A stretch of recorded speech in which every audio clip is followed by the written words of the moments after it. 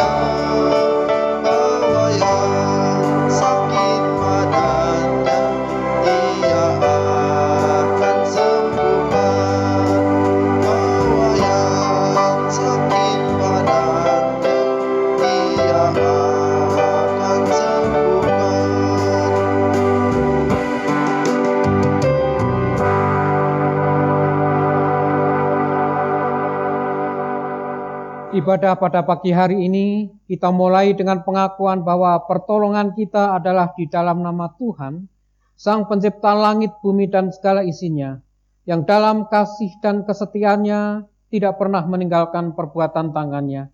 Turunlah atas kita sekalian anugerah dan sejahtera di dalam nama Allah Bapa, Putra dan Roh Kudus, ketiganya yang esa. Amin. Sekarang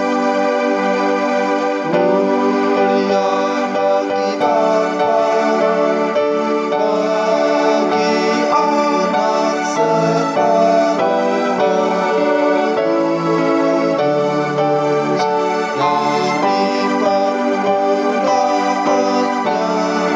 jadi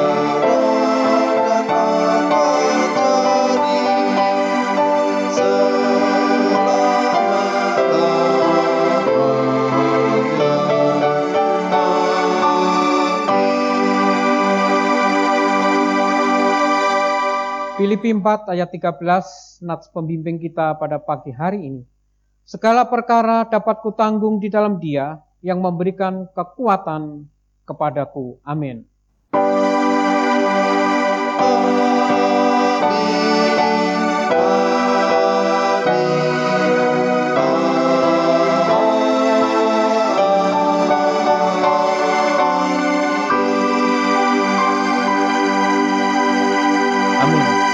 Silakan duduk, selamat beribadah, Tuhan Yesus memberkati.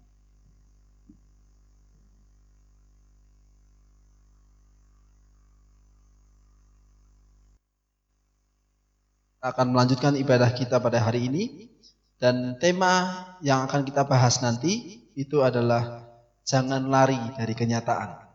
Dengan mengingat kasih Kristus, mari kita akan menghidungkan lagu dari Puja Seri nomor 264. Puja Seri nomor 264, Bila Ku Ingat Cinta Tuhanku.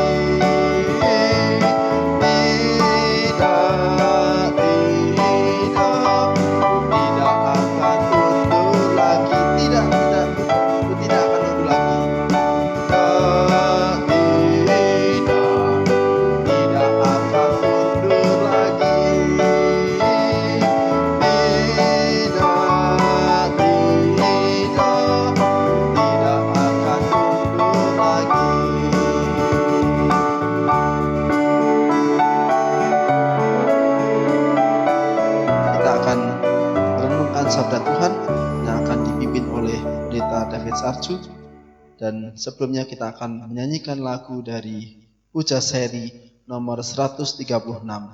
Puja Seri nomor 136 dengan sayap.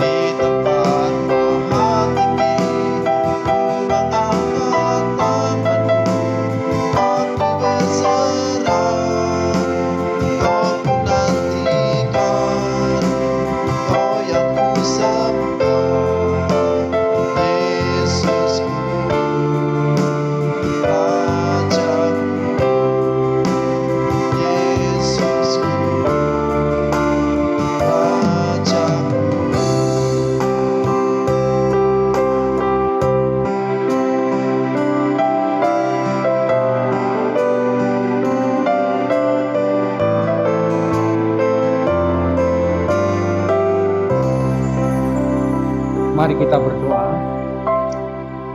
Ya Bapa, kami mengucap syukur atas penyertaan-Mu sepanjang 1 minggu ini ya Tuhan. Kami dapat menjalani hari-hari bersama dengan Tuhan. Tuhan, meskipun kami masih beribadah di rumah kami masing-masing, tapi kami tetap mengucap syukur atas kebaikan-Mu itu. Dan saat ini kami akan mendengarkan firman-Mu. Biarlah firman-Mu menguatkan iman dan pengharapan kami. Dapat membuka mata rohani kami bahwa Engkau adalah Allah yang selalu menyertai kami dalam situasi apapun. Terima kasih Tuhan. Dalam nama Tuhan Yesus Kristus kami berdoa dan mengucap syukur. Haleluya. Amin. Silakan duduk Bapak Ibu dan Saudara sekalian. Shalom. Apa kabar? Luar biasa pasti. Kenapa? Karena Tuhan Yesus menolong kita. Tuhan Yesus melindungi kita. Tuhan Yesus memberkati kita. Nah Bapak Ibu dan Saudara sekalian, tema yang akan kita renungkan pada pagi hari ini adalah jangan lari dari kenyataan. Apa arti jangan lari dari kenyataan? Nah biasanya seseorang yang mengalami masalah atau dihimpit oleh persoalan, orang itu tidak berani menghadapi. Orang itu akan lari. Orang itu akan menghindari masalah. Nah, ini namanya adalah lari dari kenyataan. Nah, bagian pertama yang akan kita renungkan pada pagi hari ini adalah kita akan belajar dari seorang nabi yang sangat luar biasa. Kita akan belajar pengalaman hidupnya dari nabi ini. Bagaimana dia ketika mengalami masalah itu. Dan bagaimana dia mengatasi atau menyelesaikan masalah itu. Kita belajar dari Nabi Elia. Nah Bapak Ibu dan Saudara sekalian, mari kita membaca di dalam kitab 1 Raja-Raja, pasal 19 ayat 1 sampai dengan ayatnya yang ke-18. Tapi saya hanya akan membacakan ayat 9 dan 10, dan ayat-ayat yang lain nanti akan saya bacakan juga. Demikian firman Tuhan, 1 Raja-Raja pasal 19 ayat 9 dan 10. Di sana masuklah ia, yaitu Elia, ke dalam sebuah gua dan bermalam di situ, maka firman Tuhan datang kepadanya demikian. Apakah kerjamu di sini, hai Elia? Jawabnya, aku bekerja segiat-giatnya bagi Tuhan, Allah semesta alam, karena orang Israel meninggalkan perjanjianmu, meruntuhkan mezbahmu, dan membunuh nabi-nabimu dengan pedang. Hanya aku seorang diri yang hidup, dan mereka ingin mencabut nyawaku. Nah Bapak Ibu dan Saudara sekalian, kita tahu siapa itu Elia. Elia adalah seorang nabi yang hebat, seorang nabi yang sangat luar biasa. Elia juga disejajarkan dengan Nabi Musa. Nah ketika Elia melayani, yang menjadi raja pada saat itu adalah Raja Ahab. Seorang raja yang jahat. Firman Tuhan katakan dia seorang raja yang jahat. Dia membelokkan iman orang-orang Israel. Dia memiliki 450 imam Baal. Dan istrinya memiliki 400 nabi Asera, yaitu nabi-nabi palsu. Nah, dalam kondisi seperti inilah Elia tampil. Dalam kondisi seperti inilah Elia dipanggil Tuhan untuk mengembalikan bangsa Israel kembali kepada Tuhan. Penyembahan berhala pada waktu itu yang dilakukan oleh orang-orang Israel akibat dari Raja Ahab. Dan penyembahan berhala ini merupakan kekejian bagi Tuhan, sekaligus menyakiti hati Tuhan. Kemudian Elia menantang Raja Ahab. Dia ingin membuktikan siapa Allah yang hidup. Ayo kita buktikan. Allah siapa yang hidup? Allah Israel atau Allahmu, Allah Baal itu? Nah yang menarik di sini Bapak Ibu dan Saudara sekalian, Elia mengadakan sayembara. Apa itu sayembara? Ahab bersama dengan para imam yang 450 itu diajak ke Gunung Karmel, kemudian mereka mempersembahkan korban. Nah, nanti korban yang dipersembahkan kepada Allahnya masing-masing itu, kemudian mereka berdoa,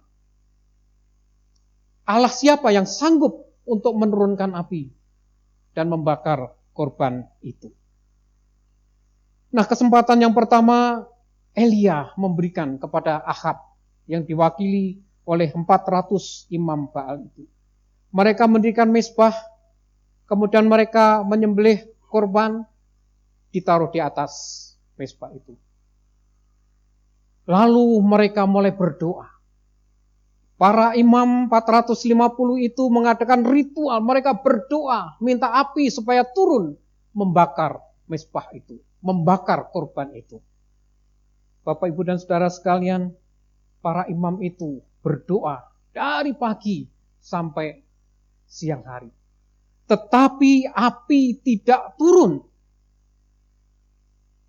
Lalu tampillah Elia mengejek mereka. Hayo panggil Allahmu lebih keras lagi.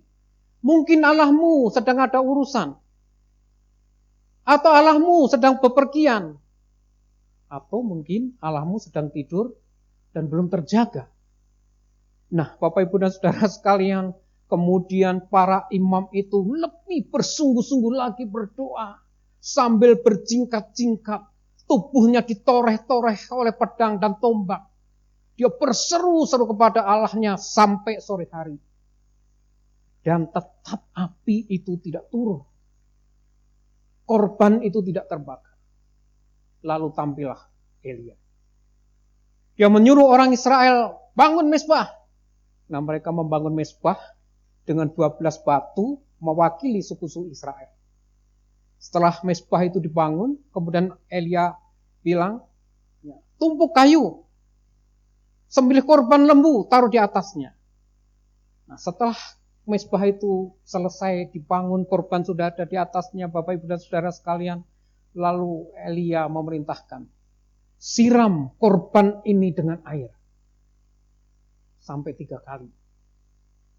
Siram lagi, siram lagi. Nah, kemudian ya korban itu tentu menjadi basah kuyup. Dan di sekitar mezbah itu ya, ada parit.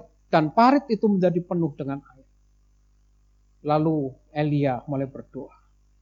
Ya Tuhan, Allah Abraham, Allah Ishak, tunjukkan kepada bangsa Israel bahwa Engkau adalah Allah yang hidup. Apa yang terjadi, Bapak, Ibu, dan saudara sekalian? Tiba-tiba api turun membakar habis korban itu. Wah, ini sangat luar biasa. Pasal 18 ayat 39 menjelaskan ketika seluruh Israel melihat kejadian itu, mereka bersujud dan berkata demikian. Tuhan, Dialah Allah. Tuhan, Dialah Allah. Lalu Elia memerintahkan orang-orang Israel untuk menangkap nabi-nabi palsu. Ya, imam-imam Baal itu yang 450. Tangkap mereka, bunuh mereka. Lalu 400 imam Baal itu dibawa ke sungai Kidron. Kemudian dibunuh di sana. Pikir Elia, ketika orang Israel melihat mukjizat dari Tuhan, api yang turun untuk membakar korban itu, pikir Elia, pasti orang Israel bertobat. Pasti Ahab bertobat. Karena melihat kejadian yang sangat dahsyat itu. Nah, setelah kejadian ini selesai, mereka pulang, masing-masing ke rumahnya. Elia juga pulang. Tapi apa yang terjadi? Apakah orang Israel bertobat? Tidak. Apakah Ahab bertobat? Tidak juga. Justru kejadian itu membuat sakit hati Ahab. Sampai di rumah, dia melaporkan kejadian itu kepada istrinya. Istrinya namanya Isabel. Ya. Nah, pasal 19 ayat 1 dan 2 dikatakan demikian. ketika Ahab memberitakan kepada istrinya, Isabel, segala yang dilakukan Elia dan perihal Elia membunuh semua nabi itu dengan pedang, maka Isabel menyuruh seorang suruhan mengatakan kepada Elia, beginilah kiranya para Allah menghukum aku, bahkan lebih lagi daripada itu, jika besok kira-kira pada waktu ini aku tidak membuat nyawamu sama seperti nyawa salah seorang dari mereka itu. Bapak, Ibu, dan saudara sekalian, Isabel adalah seorang ratu yang jahat, ratu yang kejam, ratu yang keji. Namanya Isabel atau Ihsebel. Ia bekerja di balik layar membelokkan iman orang-orang Israel untuk menyembah dewa-dewa. Dia bekerja di belakang layar membunuh nabi-nabi Tuhan. Dia bekerja di balik layar membunuh Nabot yang memiliki kebun anggur itu. Dan dia juga menyuruh untuk membunuh Nabi Elia. Jadi ketika melihat istrinya berbuat seperti itu, tetapi Ahab sebagai seorang pemimpin, Ahab sebagai seorang suami, tidak berani menegur istrinya. Bahkan diadakan pembiaran. Jadi Ahab adalah tipe suami-suami takut istri. Memang sungguh ironis seorang nabi dikenal gagah perkasa, gagah berani, rawe-rawe rantas, malang-malang putung, berani membunuh 450 nabi. Tetapi ketika diancam seorang perempuan, namanya Isabel, nyalinya jadi kecil. Dia takut, semangatnya jadi ngedrop.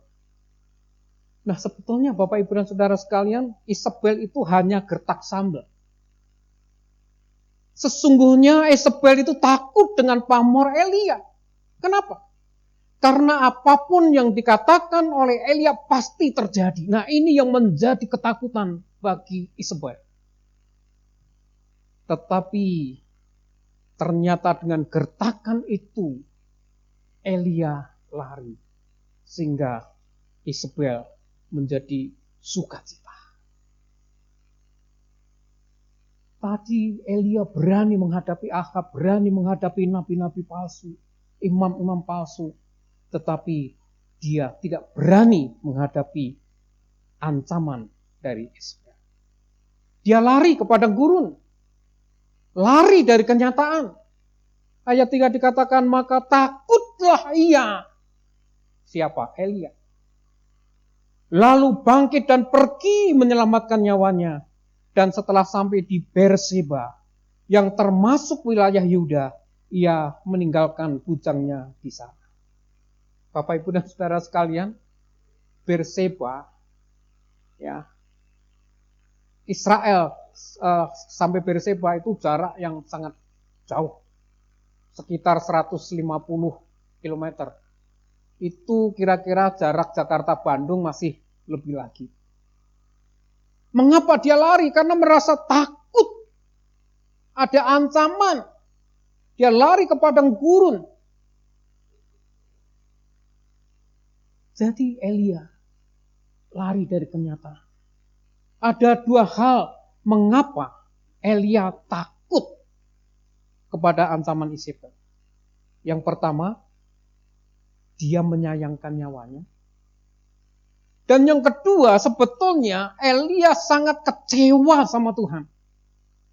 Elia putus harapan, tidak percaya kepada Tuhan. Dia menganggap dirinya bahwa dia sudah bekerja keras. Dia membela bangsa Israel. Dia membela Tuhan. Bekerja segiat-giatnya. Tetapi kenapa Tuhan tidak membela Elia? Kenapa Tuhan membiarkan Elia? Jadi Bapak, Ibu, dan saudara sekalian, Elia mengalami depresi yang sangat luar biasa. Jadi depresi itu adalah perasaan sedih yang berlebihan, sehingga itu bisa berdampak negatif kepada orang yang mengalami depresi itu. Ekstrimnya adalah kalau orang mengalami depresi, tidak segera diselesaikan, dia bisa bunuh diri. Jadi Elia merasa panik, dia merasa cemas, dia merasa takut sehingga jiwanya tergoncang. Elia lari ke padang gurun mau ngapain?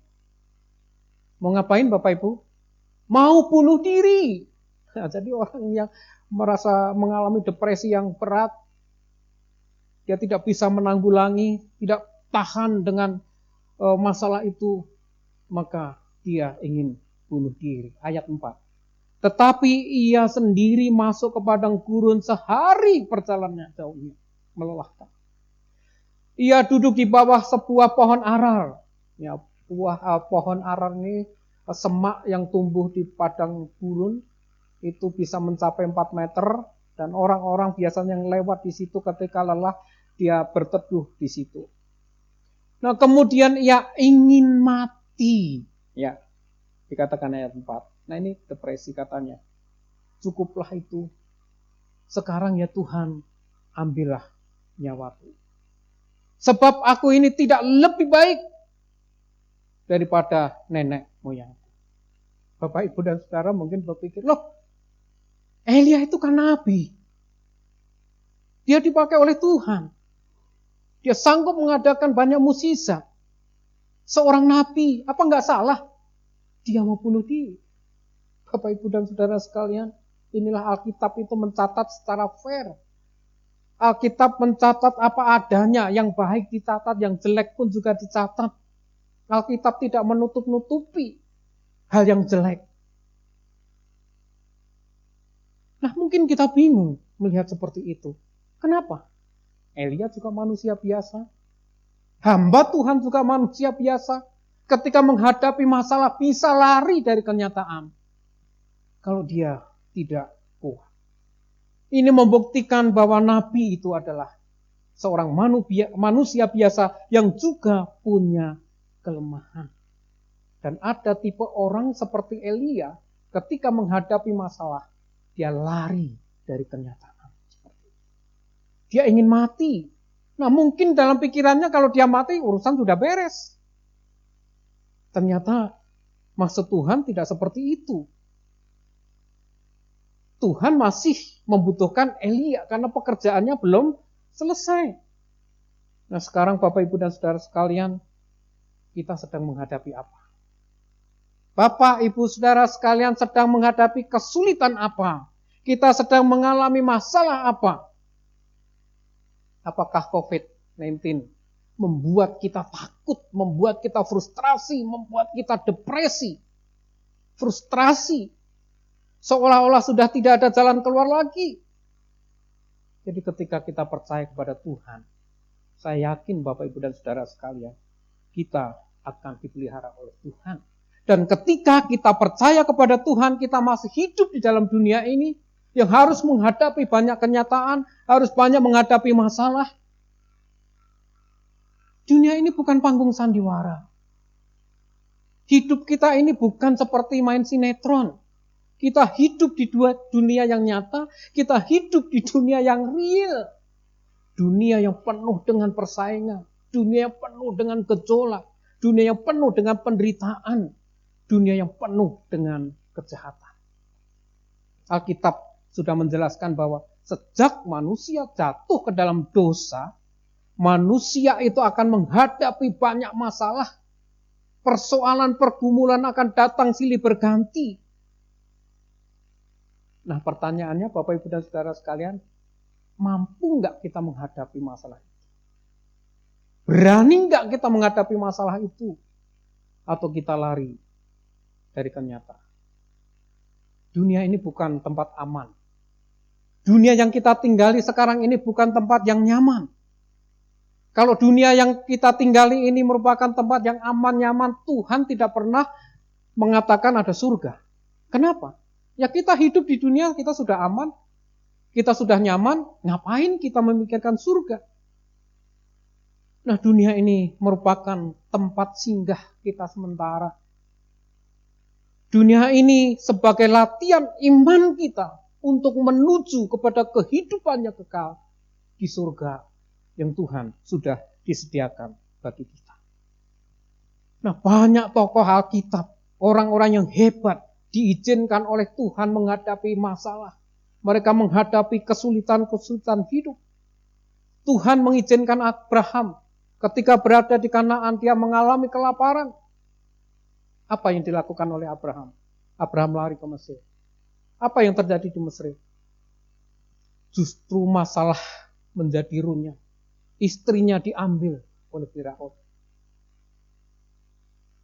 Tapi untungnya dia ingat kepada Tuhan, lalu kembali lagi ke Kanaan. Dia menyadari bahwa ketika menghadapi masalah, dia dengan cara yang salah. Kita tahu siapa itu Naomi. Tuhan juga mengizinkan terjadi krisis pangan, krisis ekonomi di Bethlehem. Apa yang dilakukan oleh Naomi? Dia pergi ke Moab.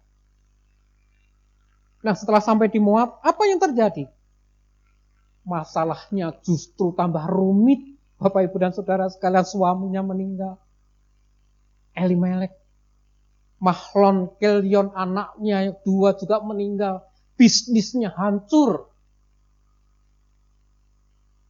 Kemudian dia pulang ke Bethlehem. Kan dia tahu bahwa di Bethlehem Tuhan sudah memulihkan ekonomi. Nah, jadi kalau kita belajar Alkitab, mengapa kesaksian-kesaksian seperti ini dicatat? Supaya kita tidak meniru kesalahan-kesalahan mereka. Ini menjadi pembelajaran bagi kita, Bapak Ibu. Yang benar kita tiru, yang salah jangan kita lakukan. Nah, kalau kita belajar seperti ini, maka kita akan semakin yakin akan pertolongan Tuhan. Tuhan pun mengizinkan Bapak, Ibu, dan Saudara sekalian mengalami masalah. Namun bila kita bersabar dan kita bersandar kepada Tuhan, Tuhan pasti menolong Bapak, Ibu, dan Saudara sekalian. Tuhan pasti memberikan jalan keluar bagi Bapak, Ibu, dan Saudara sekalian. Memang sudah banyak orang yang tidak sabar ketika menghadapi pandemi COVID-19 ini. Banyak orang yang sudah mulai bersungut-sungut, banyak orang sudah mulai mengeluh seperti bangsa Israel. Banyak orang sudah mulai putus asa, seperti Elia, karena dia merasa seolah-olah sudah tidak bisa berbuat apa-apa lagi. Apakah Bapak, Ibu, dan Saudara sekalian merasakan pertolongan Tuhan pada saat kita saat ini menghadapi virus pandemi COVID-19 ini? Apakah Bapak, Ibu, dan Saudara sekalian merasa ditolong oleh Tuhan? Mungkin Bapak, Ibu bertanya, bagaimana cara menolongnya? Nah, contoh begini Bapak, Ibu. Ya, ada RT yang mendata masyarakat di lingkungan itu. Kemudian RT itu memberikan bantuan kepada orang-orang di situ. Nah, ini cara Tuhan untuk menolong. Kemudian di gereja ada sembako murah. Nah, ini juga cara Tuhan untuk menolong kita. Ada orang-orang yang digerakkan oleh Tuhan untuk menolong orang lain sehingga ketika menghadapi virus corona ini kita tetap diberkati oleh Tuhan. Ini adalah cara Tuhan. Kalau zaman dulu memang Tuhan bisa menolong Elia dengan burung gagak. Mengantar makanan, mengantar roti, mengantar daging. Itu zaman dulu, sekarang zaman modern Bapak Ibu. Nah, kadang kita tidak bisa merasakan pertolongan Tuhan itu. Maunya kita tiba-tiba Tuhan datang menolong kita. Nah, justru saya melihat Bapak, Ibu, dan Saudara sekalian di tengah-tengah kesulitan seperti sekarang ini membuat banyak orang itu justru berinovasi. Banyak orang yang memikirkan kreatif bagaimana bisa mendatangkan uang. Saya memberikan contoh begini. Ada jemaat yang membuat masker dari kain bekas. Nah, saya diberi 10 masker batik dari jemaat. Nah, ada orang mengatakan, oh sudah banyak orang yang membuat masker, mau dijual kemana? Siapa yang mau beli? Nah, ini orang yang frustrasi Bapak Ibu. Belum berusaha, belum berjuang, sudah putus harapan, sudah menyerah. Ada orang yang buat kue, kemudian dijual. Ada orang yang buat makanan, kemudian dipasarkan melalui dipromosikan melalui online. Wah, itu bagus sekali. Itu adalah orang-orang yang kreatif. Tapi kalau orang yang sudah pesimis dulu, Pak, sudah banyak orang yang buat kue, Pak, sudah banyak orang yang membuat makanan seperti itu, siapa yang mau beli? Nah, Bapak, Ibu, dan Saudara sekalian, kadang-kadang kita sudah membatasi kemampuan kita sendiri. Memang kita sekarang sedang menghadapi masa yang sukar, masa yang sulit. Ada filosofi Jawa begini, Bapak Ibu. Yen ora ubet, orang keliwet. Apa artinya? Kalau kita tidak mau berusaha dengan keras, kita tidak bisa menanak nasi. Menanak beras maksudnya gitu ya. Kalau nasi sudah jadi. Nah, jadi di tengah-tengah kesulitan seperti ini kita harus ubet. Artinya apa? Kita harus berusaha keras. Tapi jangan lupa kita bersandar kepada Tuhan. Kita berusaha keras supaya di dalam keluarga kita tetap tercukupi. Nah, apakah Elia terus-menerus meratapi nasibnya yang sulit itu? Tidak, Bapak, Ibu, dan Saudara sekalian. Akhirnya dia sadar bahwa apa yang dia lakukan, dia melarikan diri dari kenyataan, dia angkat tangan, ternyata itu salah. Dan Tuhan meneguhkan Elia. Tuhan meneguhkan panggilannya. Elia, tugasmu belum selesai. Kamu harus kembali ke jalanmu. Ayat 15, firman Tuhan katakan, pergilah, kembalilah ke jalanmu melalui padang gurun Damsik. Dan setelah engkau sampai, engkau harus mengurapi Hazael menjadi raja atas Aram. Apa artinya kembali ke jalannya? Artinya adalah bahwa Elia harus kembali ke pelayanan dan dia harus berani menghadapi masalah itu. Jangan lari dari kenyataan. Tugasmu belum selesai. Kamu harus mengurapi Hazael untuk menjadi raja di Aram. Kamu juga harus mengurapi raja Yehu yang akan menjadi raja di Yerusalem.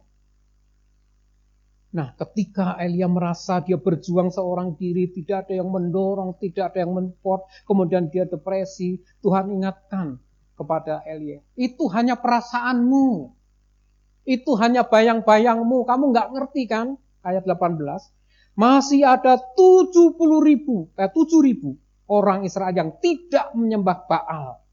Nah, merekalah yang akan menjadi partnermu, merekalah yang akan mendukung kamu untuk melayani aku. Pulanglah, kembalilah ke jalanmu. Kerjakan pekerjaanmu.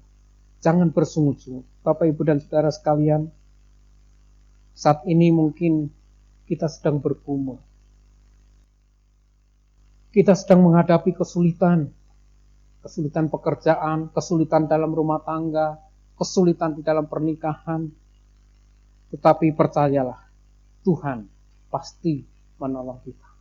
Hadapilah masalah itu bersama dengan Tuhan. Hadapilah kesulitan-kesulitan itu bersama dengan Tuhan. Tuhan pasti memberikan jalan keluar. Jangan lari dari kenyataan. Amin. Mari kita berdoa. Tuhan, terima kasih untuk firman-Mu. Kami telah belajar dari kehidupan Elia. Ketika Engkau mengizinkan kesulitan dialami oleh Elia, dia melarikan diri, dia lari dari kenyataan itu. Tetapi ternyata ya Tuhan, itu adalah cara yang salah. Maka Engkau meneguhkan kembali kepada Elia. Engkau memberikan kekuatan kepada Elia. Tuhan, terima kasih kalau Engkau juga mengizinkan kami mengalami kesulitan-kesulitan. Tetapi kami percaya bahwa Engkau Allah Elia juga Allah kami, yang akan memberkati kami, meneguhkan kami, memberikan kekuatan kepada kami, sehingga kami berani menghadapi kenyataan. Kami berani menghadapi kesulitan hidup. Kami berani menghadapi tantangan hidup. Justru di tengah-tengah kesulitan, kasih-Mu nyata, kuasa-Mu nyata di dalam kehidupan kami. Terima kasih, Pak. Dalam nama Tuhan Yesus Kristus kami berdoa dan mengucap syukur. Haleluya. Amin.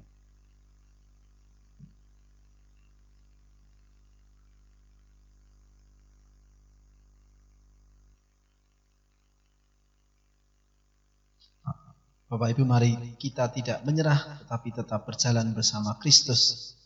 Kita akan menaikkan doa-doa syafaat kita, tapi yang akan dinaikkan oleh Evangelis Melvi Riwu. Tapi sebelumnya kita akan nyanyikan lagu dari lagu Ku Tak Akan Menyerah. Lagu Ku Tak Akan Menyerah.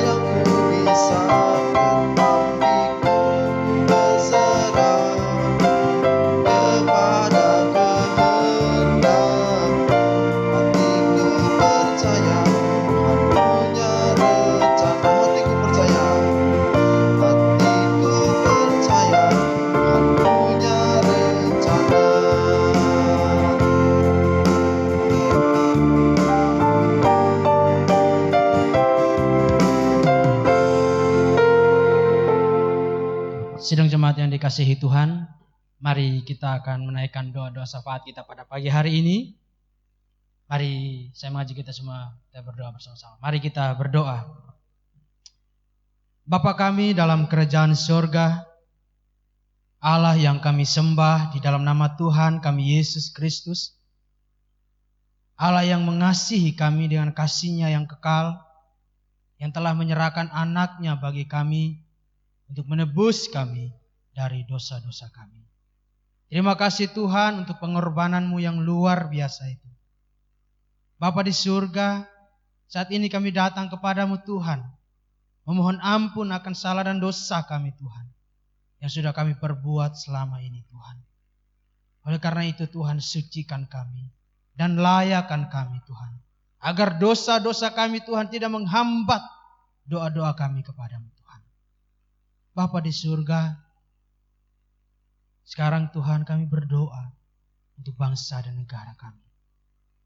Kami bersyukur Tuhan Engkau terus menjaga menyertai kami sampai saat ini.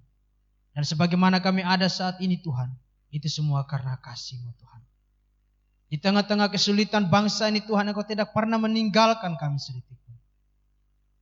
Kesulitan yang kami hadapi saat ini, yaitu Tuhan, pandemi COVID-19 Tuhan, yang membuat kami tidak dapat bertemu beribadah bersama-sama. Tapi kami bersyukur lewat live streaming ini Tuhan, kami tetap setia beribadah kepada Tuhan. Dan biarlah melalui aplikasi ini Tuhan memakai supaya kami semakin hari semakin bertumbuh di dalam pengenalan akan Tuhan. Kami juga berdoa Tuhan untuk masalah ekonomi Tuhan. Kami menyerahkan ke dalam tangan Tuhan. Biarlah Engkau memulihkan keadaan bangsa ini Tuhan, baik secara kesehatan maupun secara ekonomi Tuhan. Kami juga berdoa Tuhan untuk upaya dari pemerintah untuk menangani pandemi COVID-19 ini Tuhan. Tuhan tolong mereka. Tuhan berikan mereka hikmat supaya setiap kebijakan yang diambil Tuhan sesuai dengan kehendak Tuhan. Dan kebijakan-kebijakan Tuhan untuk kesejahteraan dari bangsa dan negara ini Tuhan. Untuk rakyat Indonesia Bapak.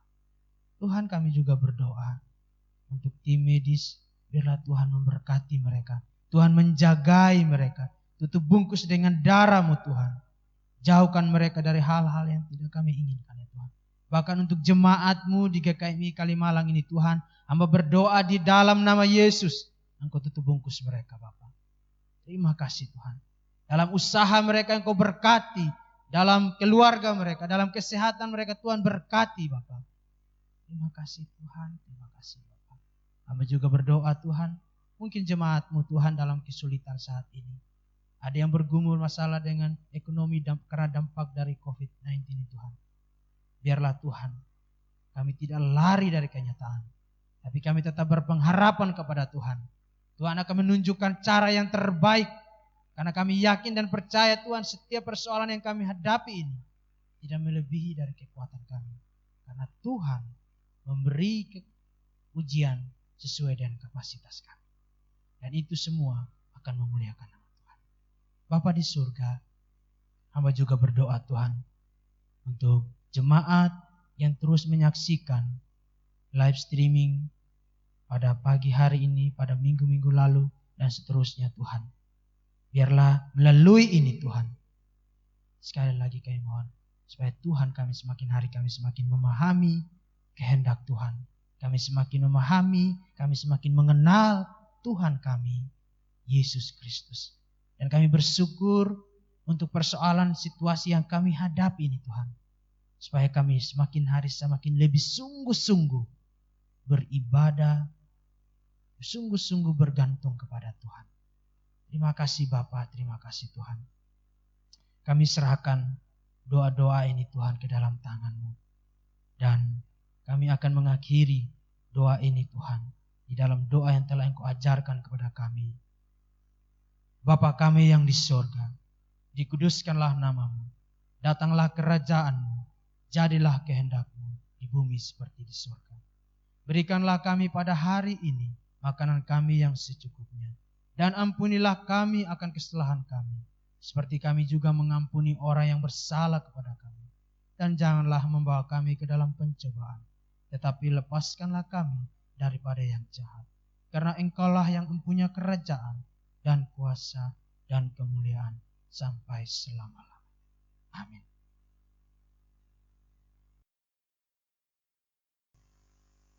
Terima kasih Pak Melvi.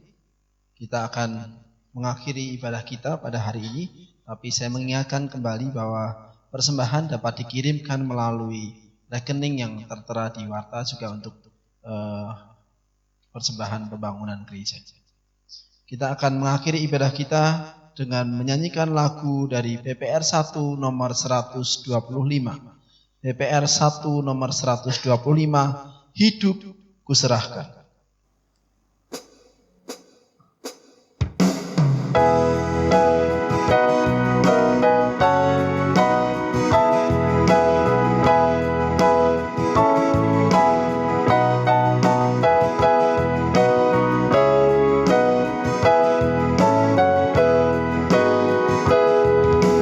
Jiwa raga ya Tuhan, pada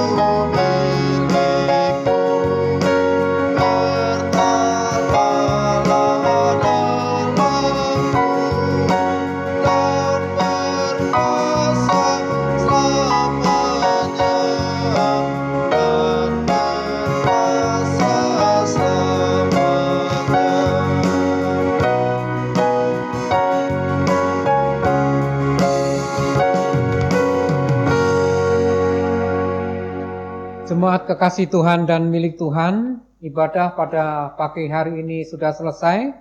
Mari kita mengarahkan hati dan pikiran kita untuk menerima berkat-Nya. Tuhan memberkati engkau dan melindungi engkau. Tuhan menyinari engkau dengan wajah-Nya dan memberi engkau kasih karunia. Tuhan menghadapkan wajah-Nya kepadamu dan memberi engkau damai sejahtera. Amin.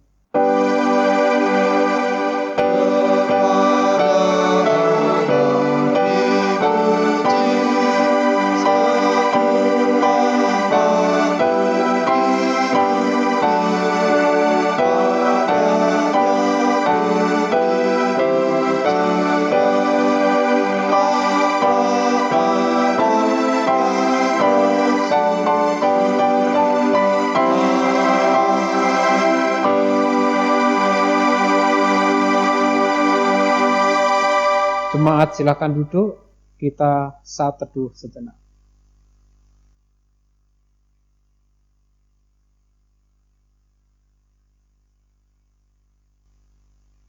Selamat berhaminggu, Tuhan Yesus memberkati. Jangan kemana-mana, di rumah aja.